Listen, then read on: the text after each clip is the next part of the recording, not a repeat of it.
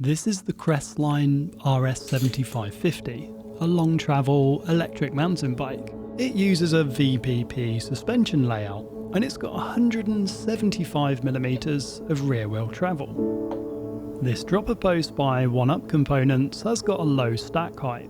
It's a great value dropper post with excellent performance.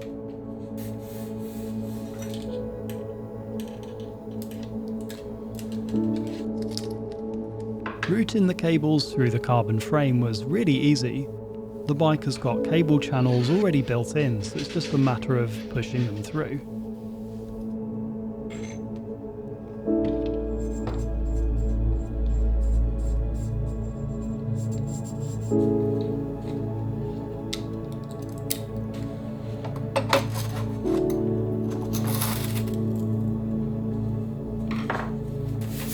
The dropper is the first thing I install when I'm doing a bike build. With the dropper installed, it means I can securely grip the frame onto the metal rather than the carbon bike.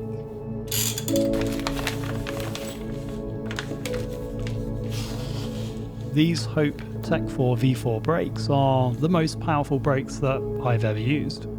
I like that they come with a selection of pads in the box, 3 sets.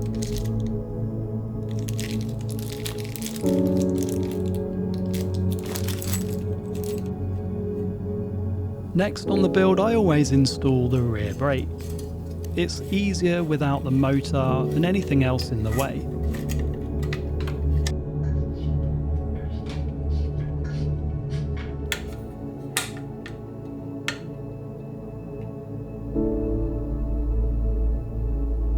This is a Works Components Reach Adjust headset. It allows you to extend the reach by 5mm. It also increases the stack height a little bit, so if you're tall, these can really help.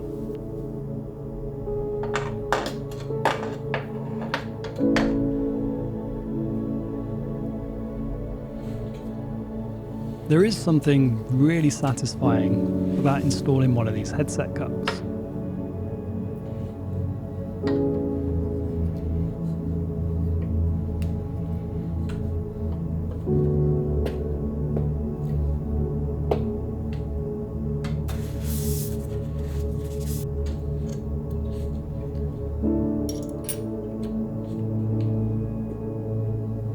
For this build, I'm using a Fox Factory 38 in 180mm of travel. They're stiff, they're great on e-bikes, they're fantastic performers.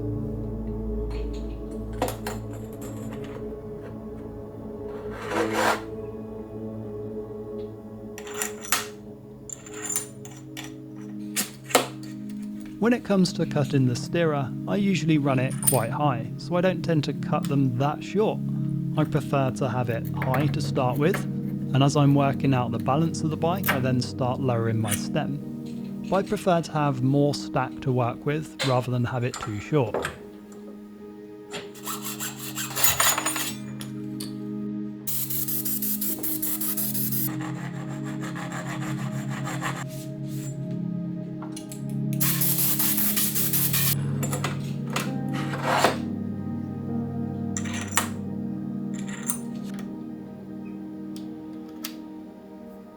These ONEUP tools and pumps have been essential parts of my builds.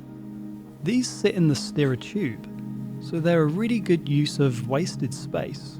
They just need threading with this thread tool, which is really straightforward.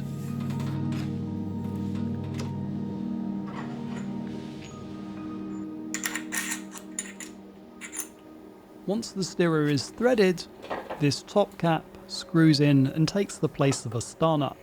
And then the ONEUP EDC tool slides into the steerer.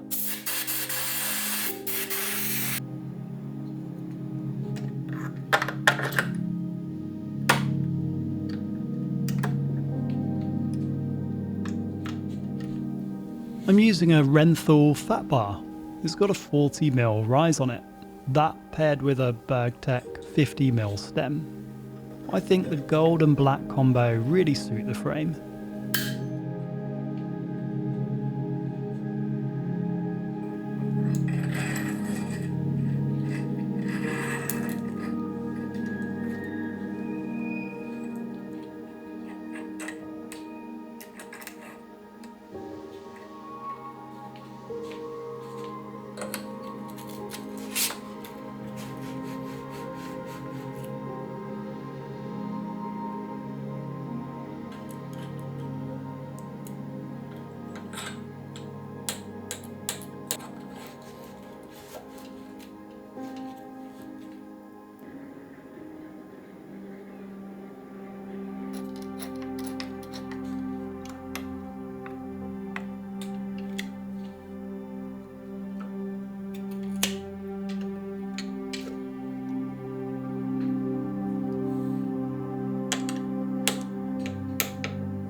This DHX2 should work really well on the frame.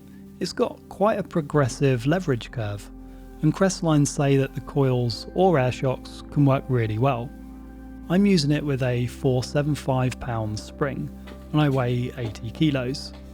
That should give 175 mil of super plush travel out the rear.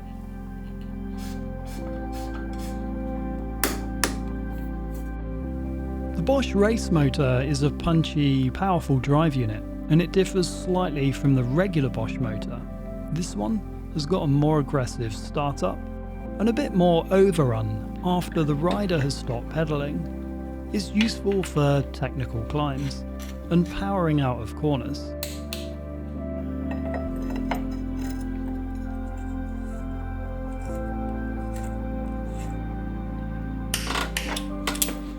These aluminium rims from OQUO have a front and rear specific design. The front has a wider profile, which gives more compliance, and the rear has increased rigidity and a wider bead.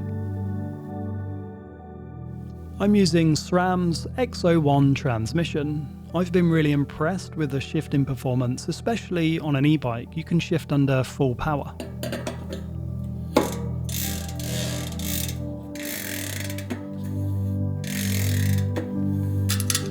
These tyres from Specialized, I think, are the best tyres you can get for aggressive e-bike riding.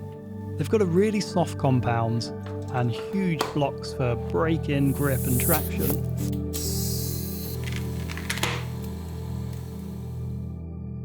This EXO transmission derailleur from SRAM is virtually identical to the higher end version. I like that the cages can be replaced. In fact, I've already bent one, and it's good that you don't have to buy an entire new mech.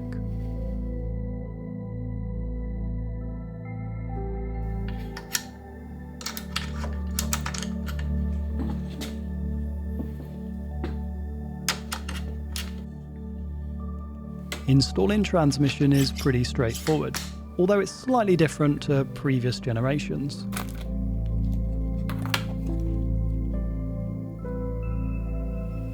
There's a neat app that you can put your bike into, and it will tell you exactly what to cut the chain to.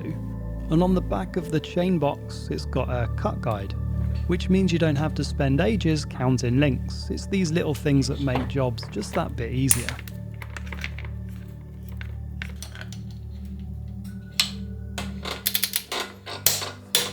These EXO crank arms are 160mm in length. I like shorter crank arms on e-bikes. It just means you don't have to worry so much about pedal strikes when you're climbing.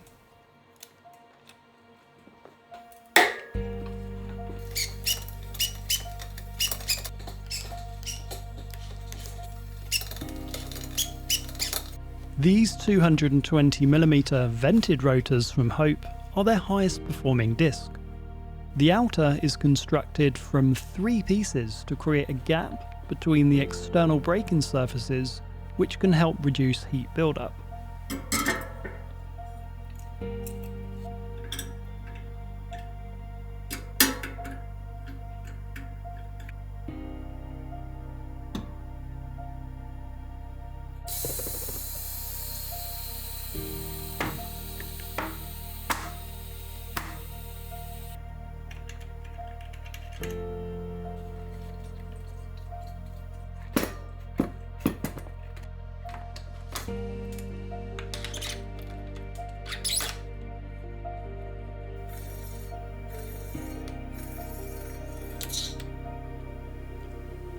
Installing the electric parts is actually really easy. It's all just plug and play. The Crestline frame has room for the display on the top tube.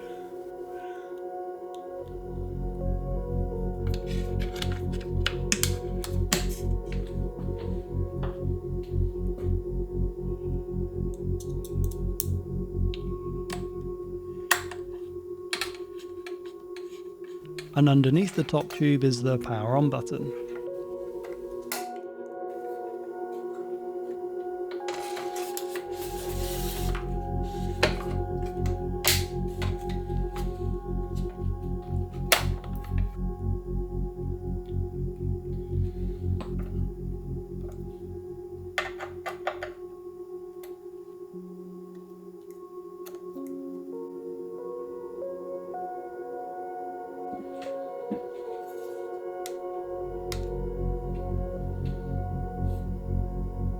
These refillable tubular sealant pouches from PEATY'S are brilliant, along with their valves. They have neat things like a valve core remover built into them and a spoke key.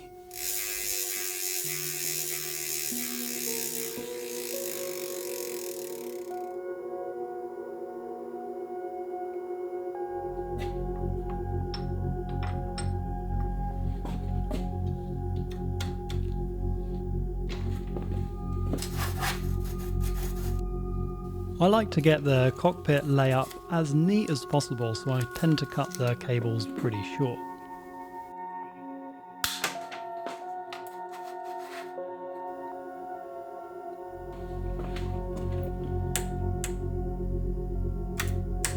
I like how this ONEUP dropper remote allows you to cut the cable and tuck it in. It's a really neat touch.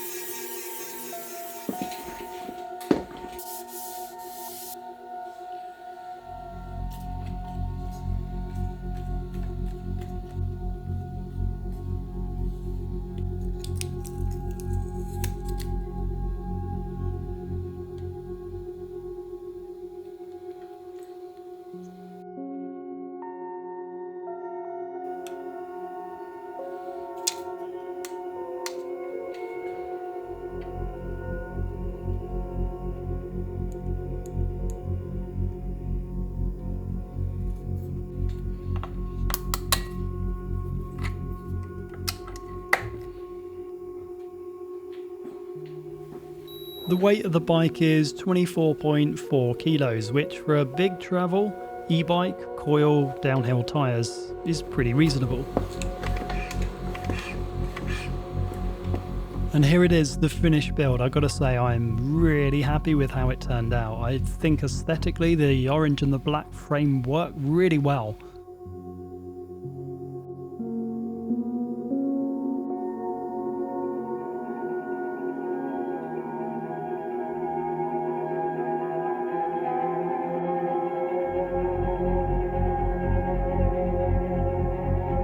The first ride video will be coming real soon, so subscribe if you want to be the first to see that, but thanks for watching, I'll catch you soon.